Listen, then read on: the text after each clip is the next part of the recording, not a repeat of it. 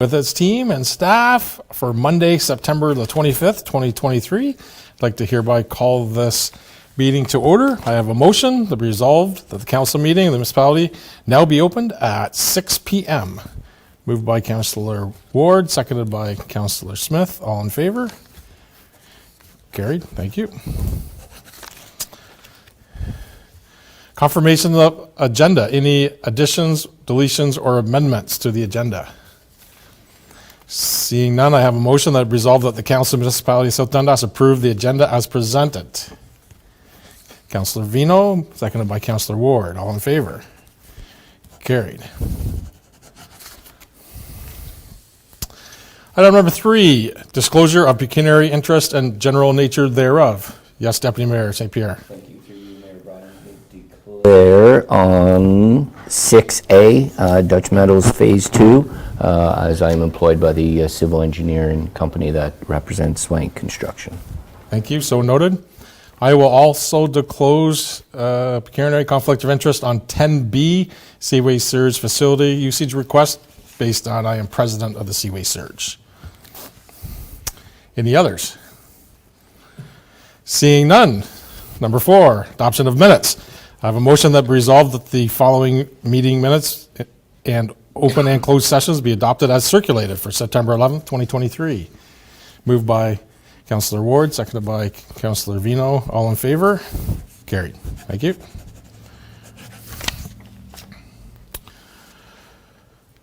We do not have any delegations or petitions tonight, so we will move to 6A. Don't forget your mic. Turn it off. And I'll call upon, Peter is here tonight, our planning consultant from the counties, to deal with PE 2023-06 Dutch Meadows Phase 2. Welcome, Peter. Thank you very much, Mayor Broad, and thank you for having me, Council.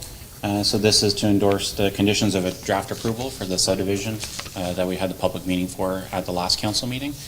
No major objections or concerns were raised. These proposed conditions would basically mean that we do the detailed design, or the developer would submit that to the municipality, and then we do a subdivision agreement and then have approval so they could start building the roads and services. And then basically, if this is endorsed by council, we'll sign the plans either tomorrow or the next day and allow the developer to get started on designing and building. Excellent. Any questions, comments from council team?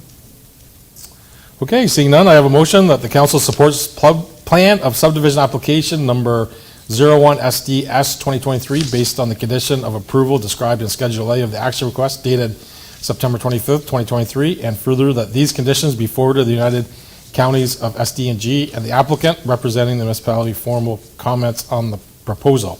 Moved by Councillor Vino, seconded by Councillor Ward. All in favor? Carried. Thank you very much, Mr. Young. Thank you, Councillor Ward.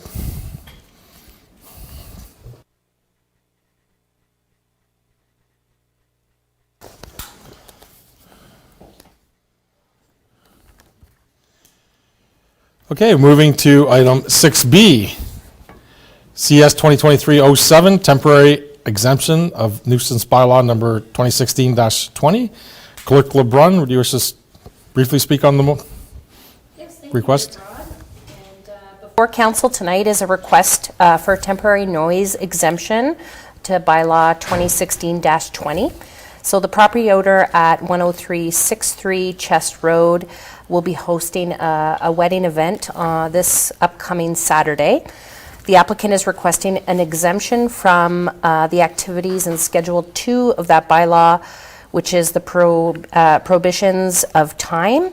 So the allotted amount or the allotted time period which noise can be had is between, the prohibited time is between 11 p.m. and 7 a.m. So this private wedding is scheduled on a Saturday and will conclude around 2 a.m. The following Sunday on October 1st. So the request is seeking permission to allow their DJ to play until obviously past that 11 p.m. restricted time to 2 a.m. So point I wanted to make as well that isn't in the agenda, but we confirmed with the resident that they have notified all the people on Chest Road. So an actual wedding reception invite went to everyone and apologizing in advance for any noise. And there was no negative feedback from the neighboring properties, because I'm sure they'll probably all be there. So that's what we're looking to approve, the exemption tonight. Very good. Questions or comments? Councillor Smith? Yeah, through you, Mayor Broad. I'm going to support this, but the question that I had was just moving forward, maybe we need to revisit something on this bylaw. There's nothing that's mandatory that if you're looking for an exemption that you have to notify people within a certain area or radius of where you are. So if we picture this same applicant in the middle of Iroquois or Mariatown or Williamsburg or wherever it is, there's nothing that says currently right now that you have to notify any neighbors. So I just think that maybe we need to look at updating this bylaw or making some changes to this bylaw for the future. Yeah, I think that's an excellent request and comment for sure. Yeah, notification of neighbors would avoid any, This bylaw goes back to 2016, so I think it's definitely warranted to have a review of it. And it will also give us an opportunity to visit other bylaws to see if there's a condition in there from, in our neighboring municipalities, if there is a public process for this. And we can bring something back at a future date for council to consider. very good. Any other questions? Deputy Mayor, St. Yeah, Pierre? thank you. Through you, Mayor, but I said just more of a technical question. If there is a complaint, how does that get handled if let's say, the OPP gets called? So they will have a letter from, through you, Mayor Broad. The residents will have an approval letter from our bylaw officer if council chooses to approve this. And so the residents, if there is a call to the police, they have a written exemption to our bylaw. So at that time, there shouldn't be any fines laid. They might get a call, a visit from the police because of a concerned resident, but the resident will have a letter from the municipality stating that they have an exemption to be able to play music until that time. Which is a subsequent. So does that letter get sent to the OPP in advance, or is it just on file?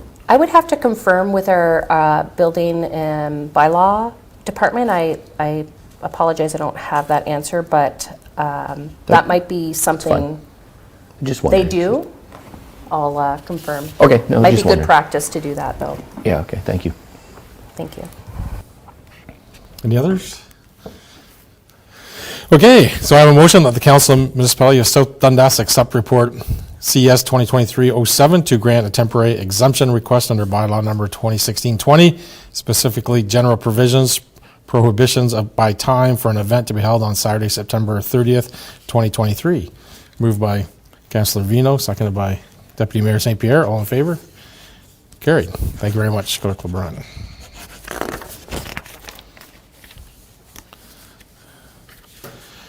Okay, moving to number 7, bylaws. 7A, 2023-75 reserve and reserve fund policy. Treasurer Julie Stewart's with us. Welcome, Treasurer Stewart. Thank you, Mayor Broad. Presenting to you tonight the suggested amendments to the reserve and reserve fund policy. It's actually changes to the summary included with the policy, and all the changes that are made are noted in red. So the changes are the Marina Reserve, so we updated the description on it. The Vision Care Reserve, the change was already made and approved by council from 200 to 300 per employee for 24 months. So now that is noted in this policy as well. We deleted the Williamsburg Sick Leave Reserve and the Social Housing Reserve. And then finally, with the Water and Wastewater Reserve and Reserve Fund, we made changes based on the 2022 water and wastewater rate study. So the reserves that they recommended. And then I guess further to that, it was also recommended that we have separate reserve and reserve funds for Morrisburg, Iroquois, and Williamsburg. So we've included that as well. Last thing was, we also included a summary of the water and wastewater reserve funds to show where the transfers took place, where we moved everything. So with that, I guess with council's approval, we'll make those requested amendments. Okay. Any comments or questions from the council team? Seeing none, I have a motion that bylaw 2023-75, being a bylaw to amend policy 2-7, reserve and reserve fund policy, be read and passed in open council, signed and sealed. Moved by Councillor Smith, seconded by Councillor Ward. All in favor? Carried. Thank you, Treasurer Stewart.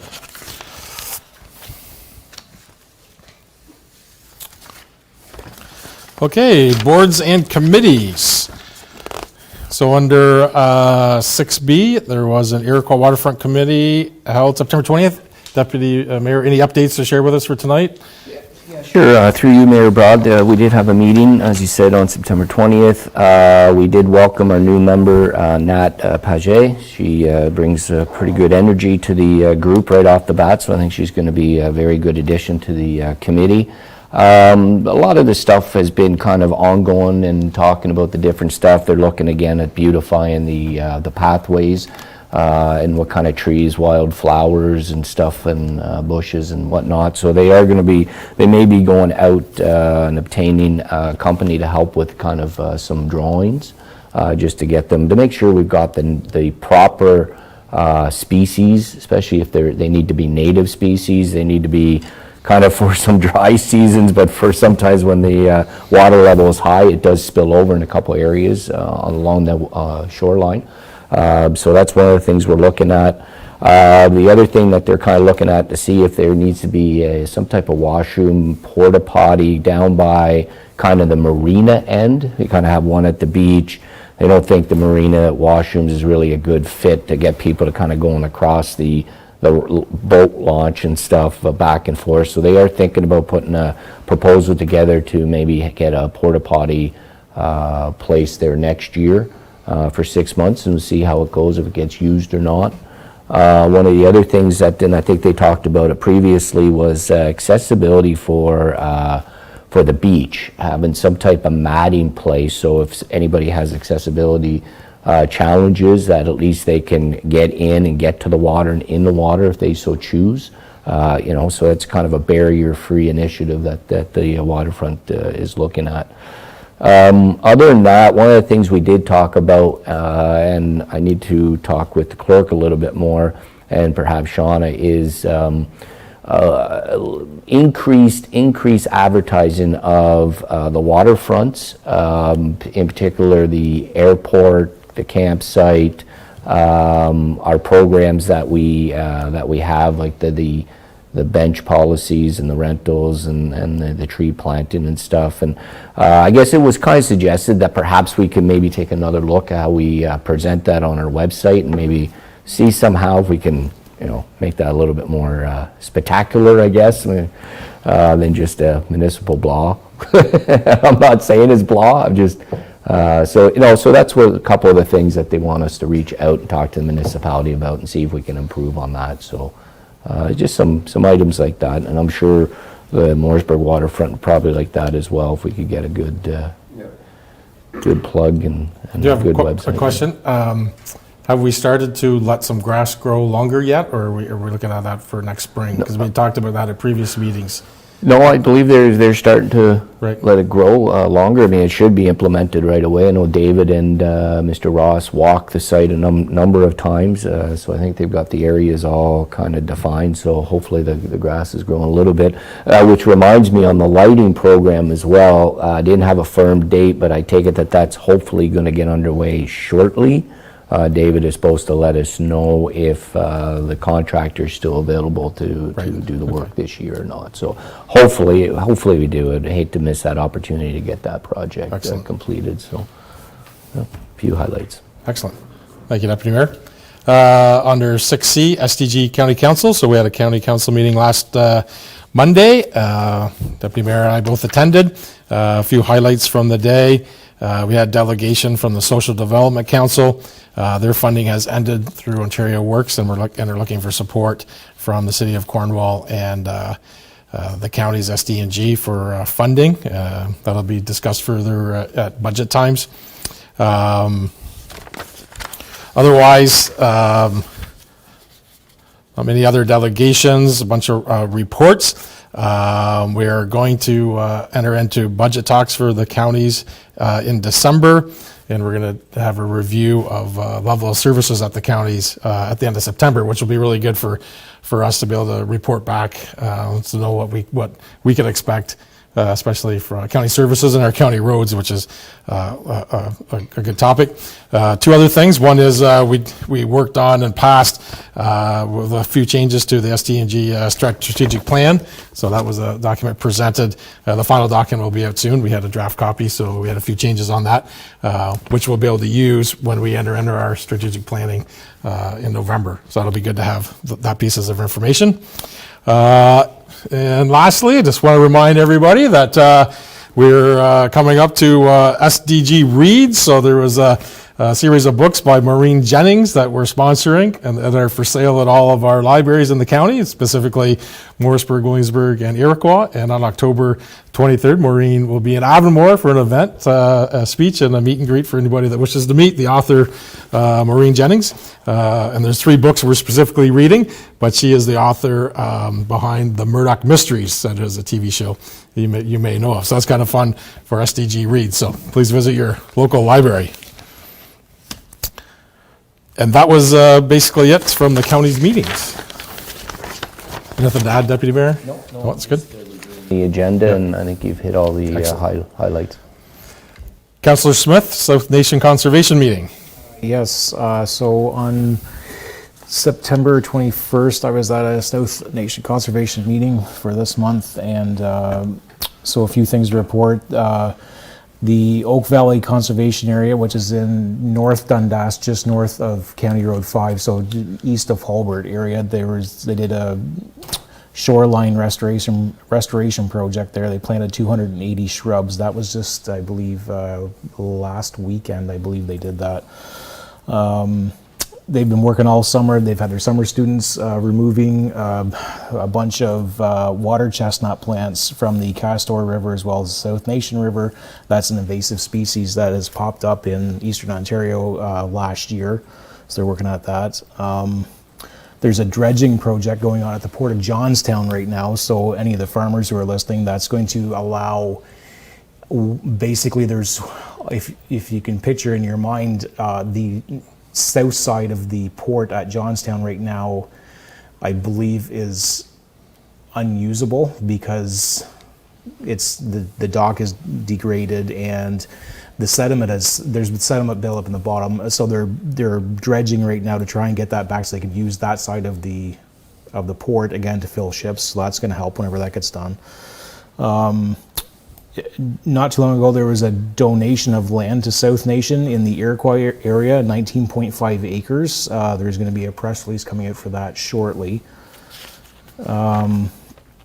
Also, they are going to be having to, because of some of the ways that the rules have been changed that South Nation has to operate under now, they are going to have to dissolve almost every committee that they have. So they're dissolving the Clean Water Committee, Communications Committee, the Fish and Wildlife Committee, and the Forestry Committee, and they're going to basically have to merge that all into one Watershed Advisory Committee because they can only have one committee, basically, is the way it was explained to me. So so that's happening right now. And we're already getting into budget for next year. So next couple meetings, we'll be talking budget already for 2024. Excellent. Thank you, Councillor Smith.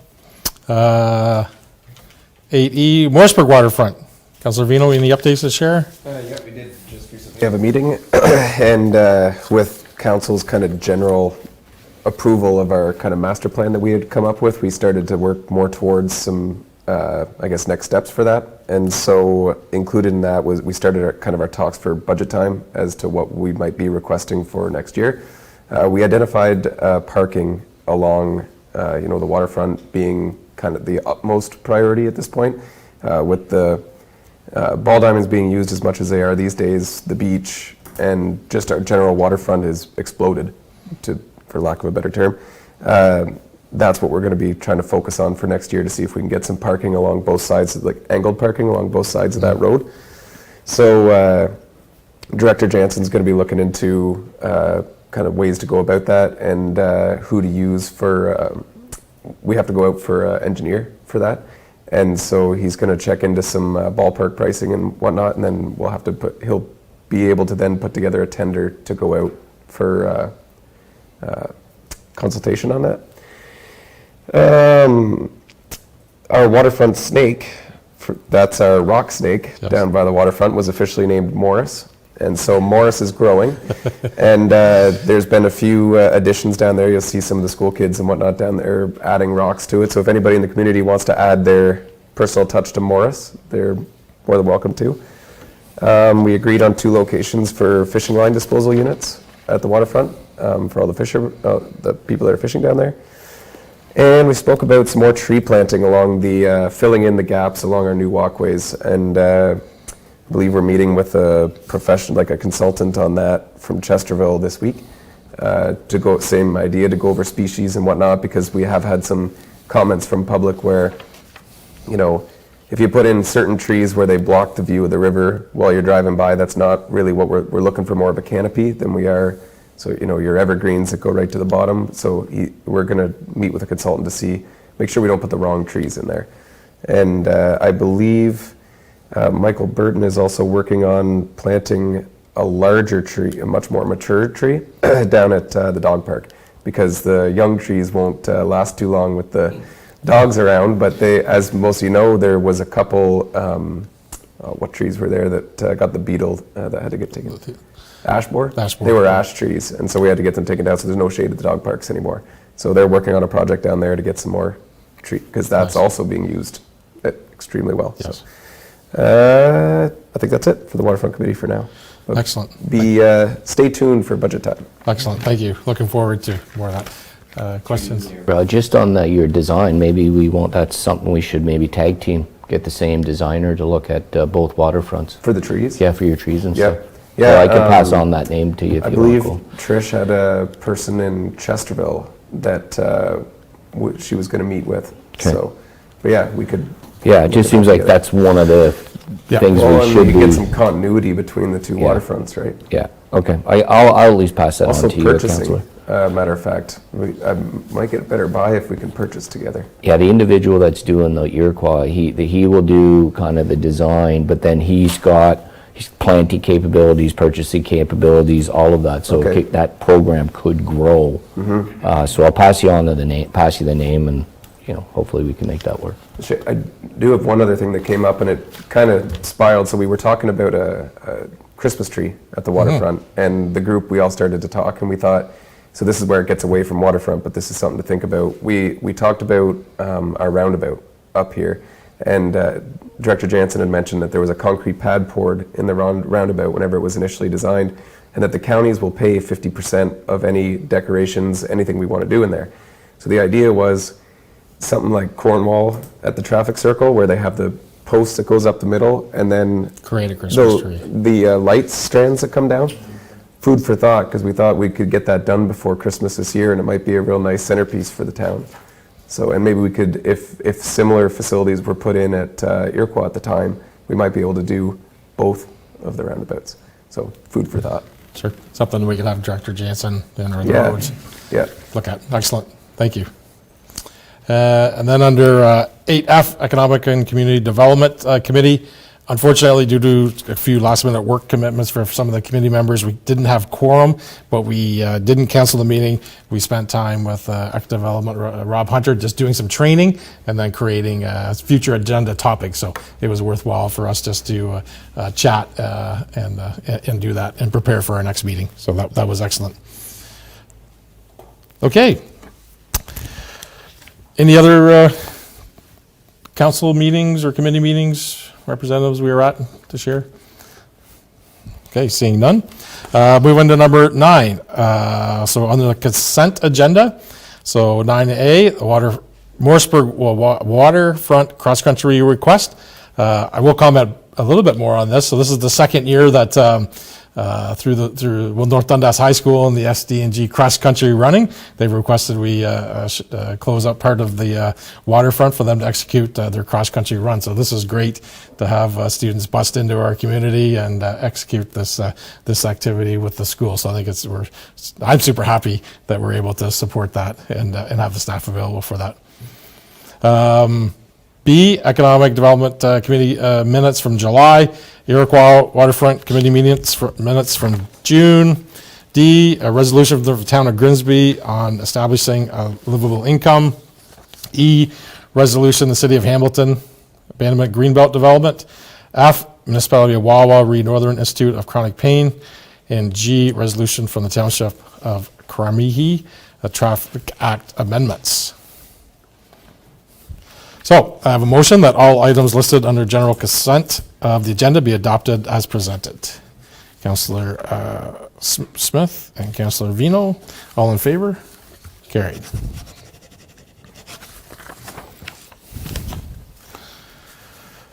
Okay, discussion items. Budget dates. Clerk LeBrun? So the reason this item is on the agenda this evening is staff are looking for a little bit of direction on setting some budget dates. We all know everybody's busy, so just to note, we have our strategic plan scheduled for November the 4th. So, and as you know, there's several new senior staff members, including myself, CAO, Fire Chief. So in consultation with the Finance Department, CAO Mills, we're proposing our first budget meeting in January.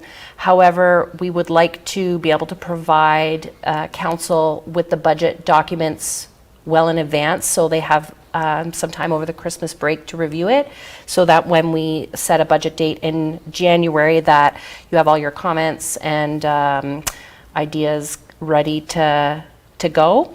So in the meantime, staff will be meeting with CAO Mills and the Finance Department to be reviewing their budgets and bringing something, like I said, in December for council to get their eyes on before our first meeting in January. That would be one recommendation, but we're hoping to have a discussion today, so we're all on the same page and when we want to have our budget dates. Comments from the council team. What's preferable thoughts on budget dates? Councillor Ward. I would prefer to do it in December, just because if we're going to be competitive with tender, I don't know what projects we have coming out. If we're late, if we don't agree on budget in January and it gets pushed to February, March, we're going to be behind the other townships. I know other townships are setting their budget dates for late November, early December, and I just don't want to be behind the 8 ball on that and lose out on competitive pricing. Also, I believe the county goes out with competitive procurement, and I would hate to miss that opportunity if we're still discussing budget in January and February. But I'll let County's council. first budget meeting is December the 7th. Yep. So counties will be wrapping up in December. Yeah. Yep. Deputy Mayor? Yeah, I mean, I'm going to be quite honest with you. I mean, the next 2 to 3 months is going to be a pretty big plate for us. I mean, we're all starting to ramp up additional meetings and whatnot, but I do agree that early budget is better than a late budget. I honestly was comfortable if it was in January. If you present something to us in December and we mull it over and then we can get it wrapped up early January or mid-January, I'm comfortable with that as well. In terms of the tenders with the county, I do agree, but a lot of the times it's they don't get their tenders. They'll get their tenders out kind of January or February as well, and they're already in communication with Public Works and other departments for shared tenders. So I think being ahead of the game though is correct. I'm not so worried about not getting in with the county because I think they do a pretty good job collaborating to begin with. But I kind of agree. Earlier the better, and I'm okay if it was January, early January as you proposed. I was okay with that as well. Councilor Vino?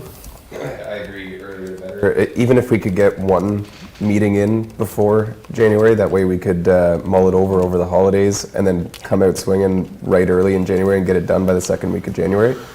I feel like having budget done by the end of the second week would be our target. So we need to, that would be my favorite target. And then what do we need to do to accomplish that? We probably need to have budget binders by the beginning of December or middle of December. Have a meeting kind of before Christmas and then come back after Christmas and we'll have time to mull it over and then knock it out by the second week. Does that make sense? Councillor Smith? Thank you, Mayor Rod. Just curious, what, I don't have the calendar in front of me. What are the dates for the Christmas break? So they are yeah, so it ends December 22nd. School ends on December 22nd and would go back January 8th. January 8th. Yeah, the school, he wanted to know the 2 weeks, right? The 2 weeks of, No, but the municipal Christmas break. Well, then it is would- it the same? no, well, that's the 2 weeks of Christmas holidays. Okay.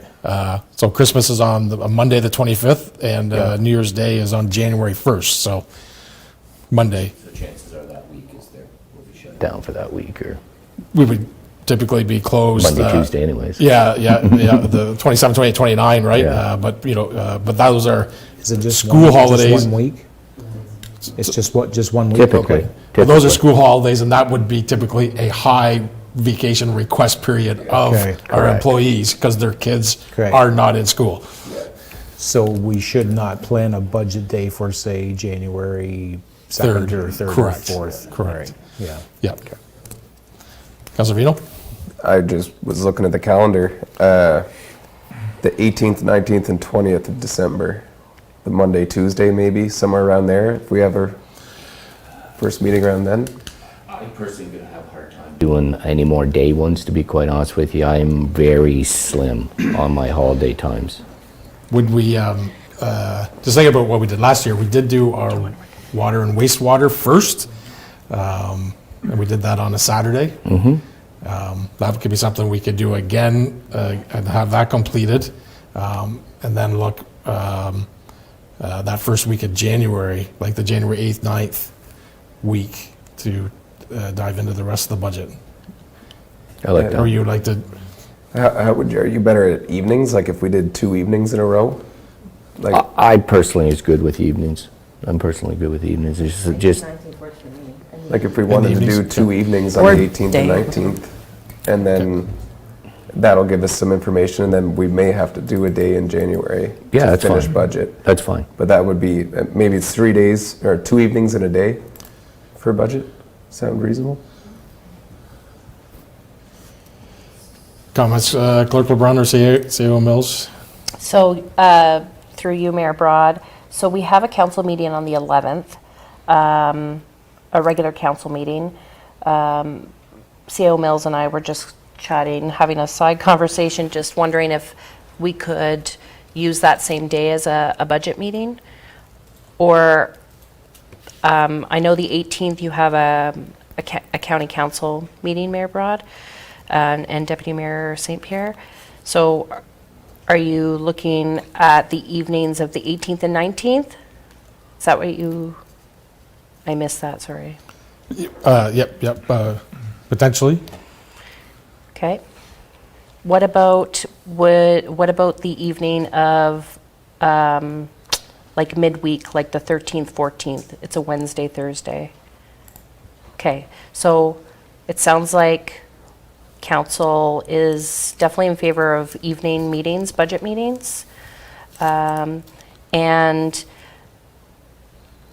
you would prefer to do the water, wastewater like we did last year, and then the rest after?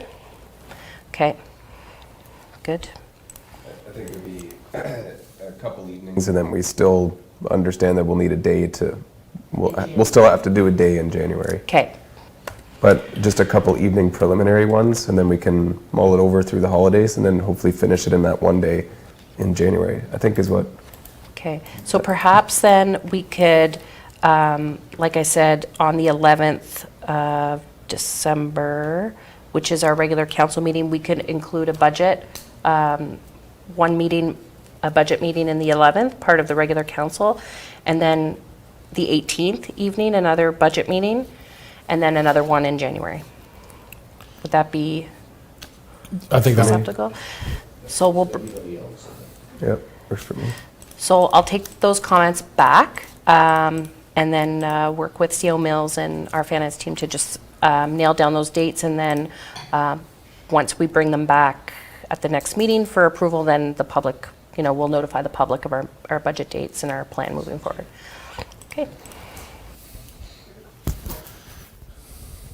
okay. Any other comments? Thank you, Clerk LeBrun. So moving to 8B, Seaway Surge Facility Usage Request.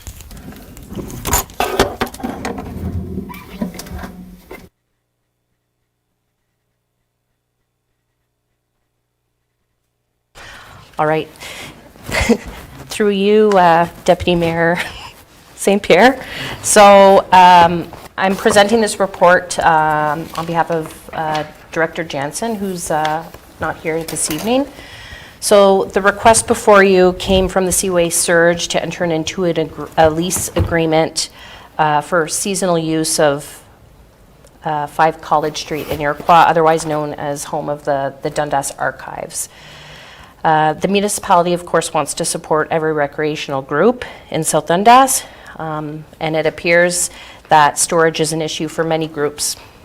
So, as you can see in the report, staff are not recommending the space for a number of different reasons, including the future use of the space, building code requirements for having 2 or multiple tenants within the building, setting a precedent that the municipality can provide additional storage for other organizations, which we may or may not be able to do.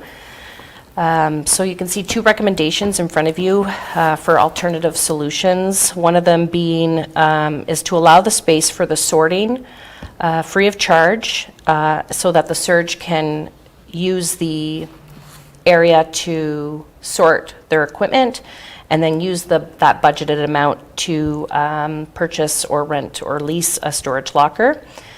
The other alternative is staff would work with the group to construct a storage building, similar to the one that the students built at Seaway and donated, I believe, to the soccer, South Dundas soccer. So, however, if there is another recommendation that council wishes to discuss this evening, we'd be happy to receive that feedback. So I'd like to open it up to council. Okay, so we'll open up the discussions. Anybody want to? Councillor Ward? Yeah, so I actually, I'm going to go the opposite in my direction. I don't see, it's not being used for anything right now. We're not making any income from it. I don't have a problem with renting a small room to a community group that does a lot of work in our community as well. I mean, perhaps we could put something in their lease agreement that, if somebody larger, like if a doctor's office comes about or something else, that, we give them 30 days notice and they vacate, and I'm fairly certain they would probably be amenable to that. But that's kind of where I'm heading. I would like to see us get some revenue rather than no revenue. It would help offset, snow clearing, grass cutting, revenue we don't receive now. So that's my opinion. Thank you.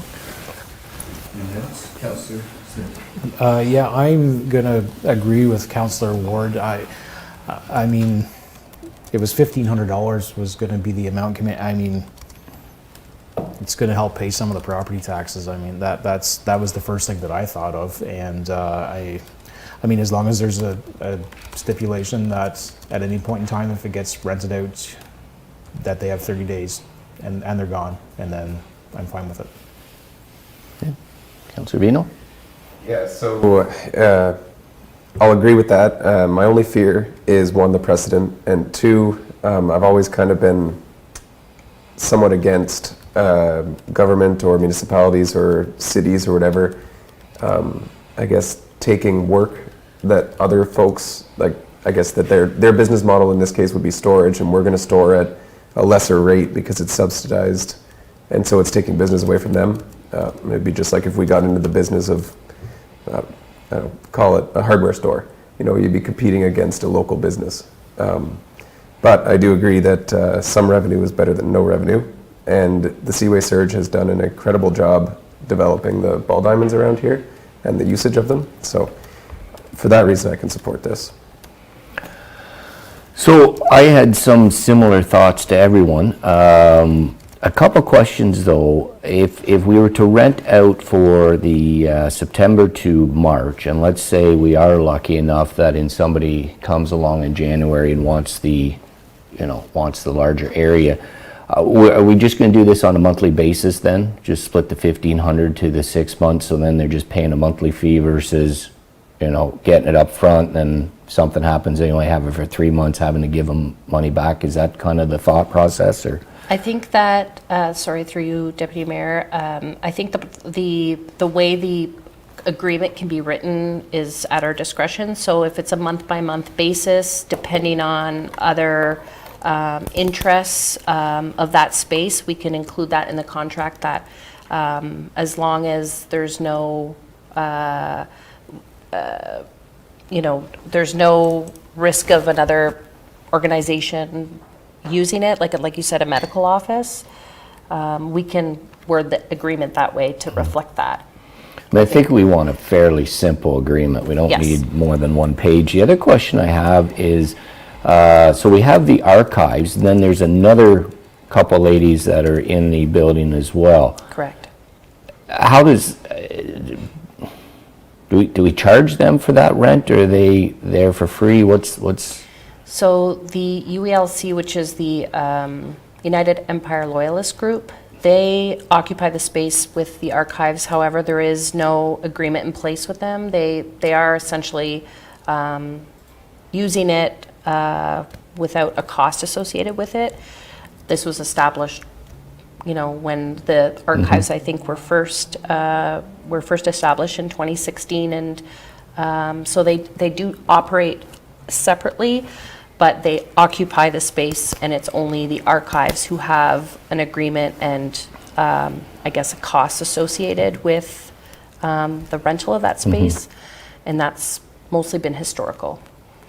So, Councillor, I tend to agree with you what you were saying. We don't want to be competitors against other businesses, but if you really look at that building, I mean, we kind of are a competitor to occupying space and to having somebody there to rent or to buy or to lease or whatever. So we're a little bit in that business to begin with.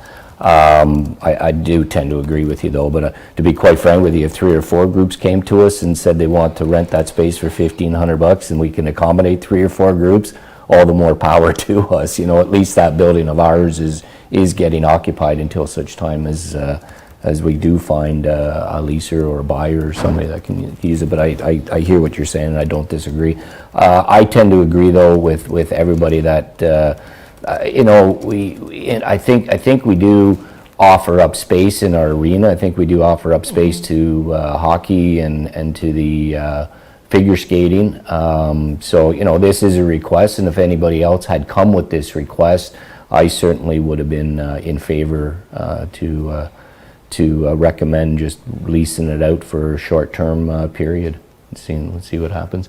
Yep, you have a follow-up? Yeah, 2 final comments. It does say in their request that they would agree to vacate the building if the municipality needed the space. Yeah. But the other thing, just in this very simple, drawn-up, we hope to keep simple, drawn-up agreement, it did mention in the request, or in the, I guess, request for action, that the lobby area is where they're looking to hold this, which is not, it doesn't have doors, it doesn't have, it'll be free access. Anybody that comes into the archives will have access to their equipment. So we need to make sure that we're covered in there for loss, theft, damage, anything, because we cannot open the municipality up to any liability to any of that kind of thing. So if we're going to go down this road, we need to make sure that that is ironclad in our agreement. Yeah. So to your point, Councillor Vino, one of the requests that we'll be asking the Surge, and I have been able to confirm that they do have insurance, so they would have to provide that that proof of insurance, so that we know that their equipment is insured. If there was a fire and their equipment was all destroyed, that it wouldn't be our responsibility. They would have a policy that would respond to that for their equipment. Okay. So we'll ensure that's in the agreement and that we get a copy of that. Okay. Okay, good. Everybody's good? Okay, so I think staff has the direction. Absolutely. Okay, Thank perfect. you.